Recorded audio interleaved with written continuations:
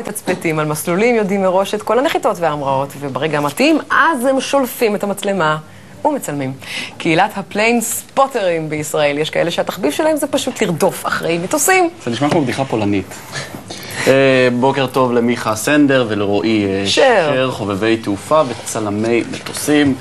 הגדרתי נכון? זה באמת, זה מה שאתם עושים? מגיעים אל השדה ועורבים למטוסים? מחפשים הזדמנויות. מה זאת אומרת?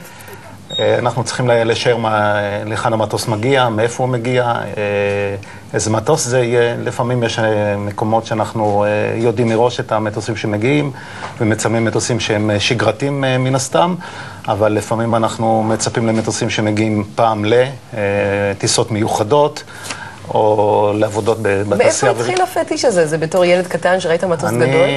ברגע שנסעתי לחוץ לארץ, התחלתי לצלם מטוסים בכל... למה?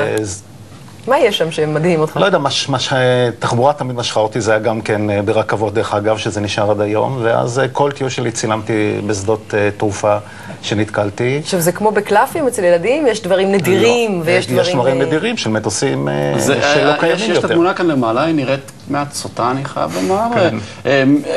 רועי, מה מלהיב אותך שאתה רואה אותם יוצאים, נוחתים, שאתה רואה אותם בשיפוצים? איזה שוט הוא שוט הזהב? לא שיפוצים, אבל בכל גם שהם סטטים לא זזים, גם שהם ממריאים, נוחתים. מה, זה מסעיר? זה אנרגיות? תתאר לי על הגוף שלך מה עובר. אני מאוד אוהב את הגוף שלו מה עובר, הוא מרגיש כמו פרופלור.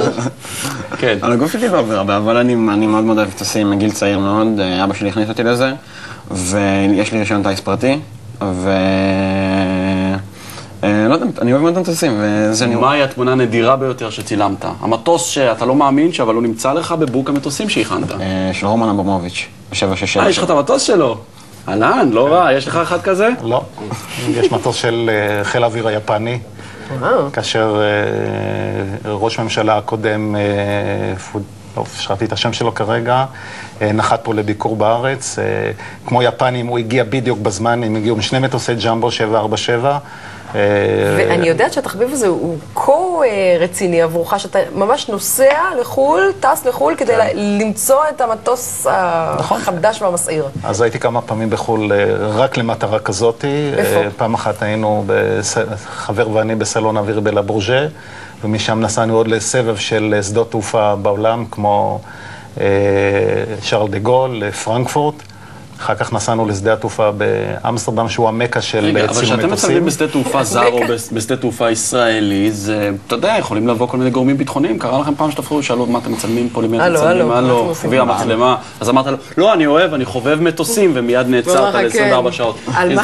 בכלל הפרעה לציבור. מה, זה קרה דבר כזה? זה קורה, בארץ המשטרה לפעמים באה, כי הביטחון של השדה קורה להם, אבל הם לא יותר מדי, זה גם אנחנו יודעים שהם לא יכולים לעשות לנו שום דבר באופן כללי. כי לא עשיתם שום דבר רע. בדיוק, מותר לצלם מטוסים, אין שום דבר שעושה. אבל אתם גם יודעים את כל הזמנים של הנחיתות. מאיפה המידע? זה נראה לי קצת... יש את האתר של שדות התעופה, שיש שם את הכל. ולדוגמה, אברמוביץ' כזה, או מטוס נדיר מאוד של מיליונר יפני, איך יודעים מתי הוא מגיע? פה לא יודעים. זה הפתעות, כשלפעמים אנחנו נמצאים בשדה, לצורך צילום שגרתי של מטוסי מטען, שגם לזה יש לוח זמנים, או מטוסים רגילים, ואז פתאום מופיע מטוס שהוא לא רשום באף מקום בלוח זמני, כמו המטוס של רומן אברמוביץ', כמו מטוס פרטי, כמו מטוס מהמזרח הרחוק. כמה מונע האוסף שלך? זה לא בדיוק אוסף, זה...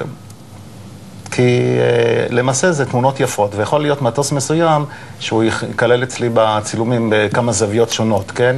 עכשיו מחלופים גם מטוסים מחליפים לפעמים צביעה חדשה, שזה עוד פן אחד. כמה שעות מבלים סביב התחביב הזה? זה יומי, זה שבועי? כמה זמן אתה? בממוצע אני שעה וחצי, שעתיים ביום. שעתיים ביום? ממוצע. שישי שבת זה הרבה יותר, כי אז יש לי יותר זמן מחשב. מה אומרים למשפחה? חבר'ה, אני יוצא?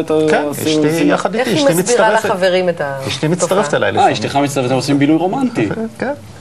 משתדלים לנסוע לפעמים ביחד. יש לכם את התמונות האלה שאתם עומדים ממש מתחת למטוס כשהוא נוחת? אתה מכיר את זה? אתה יודע על מה אני מדברת? לא, זה די קשה. פה בארץ זה די קשה, כיוון ש... למה? יש שם אנשים שגרים במקום הזה. לא בדיוק, אבל זה לא נכנס בפריים למעשה. אוקיי. וכדי לצלם אתה צריך ממש להיכנס לשטח האווירי של השדה, כדי שאתה... ולטוס אתם אוהבים? אני מאוד. אני טס הרבה. אז אתם טוסים. בתור טייל, אני מטייל הרבה, אז אני טס הרבה. אם היה להם פחד טיסה, זה היה האייטם המושלם. חשבתי שזה לא, זה לא עובד ככה, זה לא עובד ככה. אוקיי, חברים, תודה רבה. אחלה, תמשיכו ותשמרו. מוזר, אבל התוכנית הזו היא מוזרה היום. בהחלט, בהחלט. מתי אולי רן לוי יפיק איזה ערוץ שבו מטוסים עולים ויורדים לז'אנר הזה של התחביב. תמיד זה ידוע. ונמכור את זה לגוי ונעשה מיליונים.